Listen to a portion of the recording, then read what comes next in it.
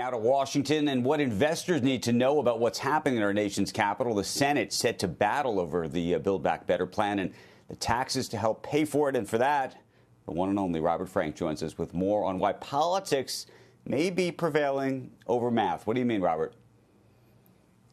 Well, Andrew, the big question around the House bill is whether it is in fact a tax cut or a tax increase for high earners. Bernie Sanders calls it more tax breaks for the wealthy. Yet it raises $600 billion from top taxpayers. An analysis from the Joint Committee on Taxation shows that more than 2/3 of taxpayers who make more than $1 million a year will get a tax cut in 2022.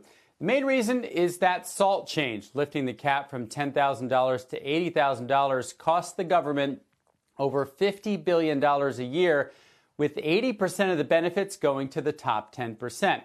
Yet, according to the Tax Policy Center, even with the SALT change, the top 1% face an average tax increase of $55,000 in 2022. The top 0.1% will pay $500,000 more in taxes, and that's mainly because of that new 5% and 8% surcharge on those who make more than $10 and $25 million. And any tax cut for the wealthy is only for 1 year. That's 2022.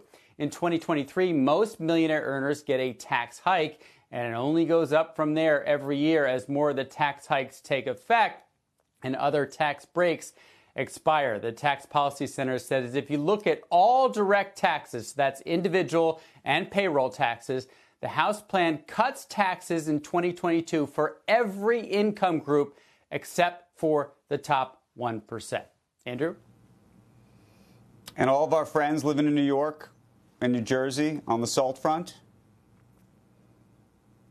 So there's a very particular kind of taxpayer that will get a tax cut. So that's wage earners who live in high tax states who make between $1 and $10 million.